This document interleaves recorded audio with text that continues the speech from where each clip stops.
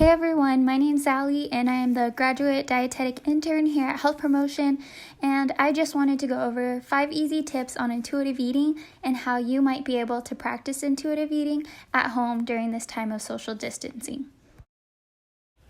Before we get started, I just wanted to give a brief overview of what intuitive eating is. It's basically guilt-free eating. So intuitive eating allows you to have more freedom and grace with food so that you don't face any regret when you eat the foods that you truly enjoy.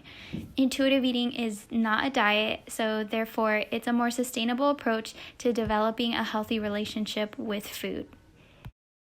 Now for tip number 1, say goodbye to dieting. In order to truly feel in charge of your health, we must let go of diet culture and restrictive eating. These practices boast health and may have good intentions, but might do us more harm than actual good. Dieting opens the door to self-criticism, not only to our bodies, but to the foods that we eat. It tells us we shouldn't be able to enjoy food, and it disrupts that brain-gut connection. Intuitive eating focuses on restoring this connection and bringing balance to your plate. Ditching the diet mentality might look like unfollowing social media accounts that promote unrealistic body size and shape. This could include those accounts that consistently post perfect and overly nutritious meals every day. Another thing you could do is avoid diet cleanses or detox fads. Really, any type of trend that might promote food restriction or food group elimination. Lastly, if friends or family bring up diet talk, just gently change the topic of conversation. Tip 2. Practice mindfulness. Now, what do I mean by mindfulness? It's acknowledging your emotions towards food and your body. It's about being completely present and aware of how you feel, your thoughts towards food, what food choices you make, and how they impact your body. Mindfulness engages all of your senses, sight, taste, touch, smell, and sound, to create more of an experience at each meal.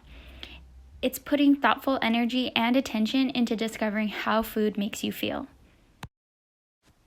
If you want to start practicing mindfulness, try journaling by writing a small note after each meal you eat. Take this time to really dive into the food you ate, how you felt while you were eating it, and how it made you feel afterwards.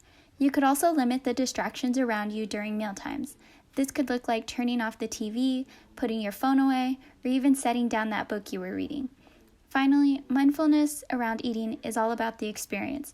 Create more of an experience by yourself, with your friends, or family by taking a seat at the table, as opposed to eating in bed or while sitting on the couch.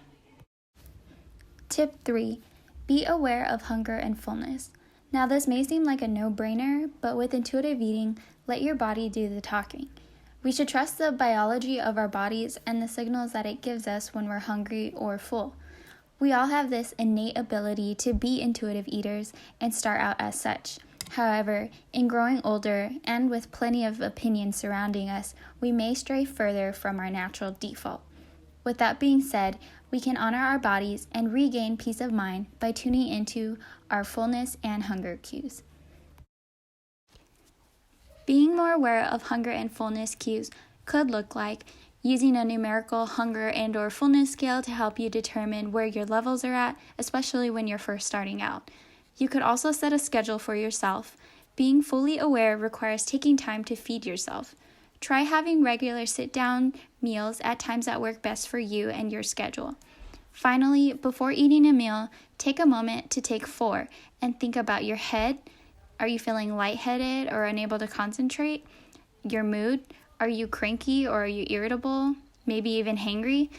Your stomach, does it feel empty or are you hearing some growling? And your energy, are you feeling sluggish or lethargic? Tip 4, practice self-compassion. Well, what does that look like? What does compassion mean? Plain and simple, accept yourself. We all have our flaws, failures, have fallen off track, but despite all those, we are still amazing. Self-compassion is mirroring your outward kindness towards others, inwards towards yourself. Now combine that with intuitive eating and you'll see why they work so synchronously. It's understood that change can be really hard, and that's perfectly fine. It's about feeling, understanding, and accepting yourself when you get the hang of this whole intuitive eating thing, and expressing that same acceptance when old habits are really dying hard. Start practicing self-compassion by shutting out the negative talk. Whenever negative thoughts about yourself start forming in your head, say or think something positive about yourself. This will help you to start reframing your thoughts. Next, be flexible. Intuitive eating is not about perfection. Eat the foods you feel your body needs, wants, and craves. This might look like having those cookies you've been eyeballing, or eating that veggie quinoa dish that looks and tastes delicious. Lastly, try writing short positive notes or print out affirmations and place them around areas in your home where you feel you have the most traffic, like your room or even at the bathroom mirror. Seeing these positive notes will help remind you to show that inward kindness. Tip 5. Respect your body. This is a time where you can let go of that one-size-fits-all concept. When you respect your body, you acknowledge that your body can and maybe will change or fluctuate on a daily basis. This is why we can't think that health is synonymous with the number on the scale. Intuitive eating recognizes this and promotes care and respect. It's about honoring your genetic makeup by nourishing or feeding it adequately, moving in ways that feel good to you, and appreciating what it does to keep you functioning. Practicing respect for your body can look like buying and wearing clothes that flatter your shape, make you feel comfortable, and make you feel good. It can also mean putting the scale away, if you do own one, and storing it in a place you don't often look. This helps you acknowledge and accept your body without having to think about the number on the scale. Lastly, get creative with how you move your body. Try joining a dance class, a yoga session, or even water aerobics. Engaging in creative activities that you like will help you feel more comfortable and bring you joy.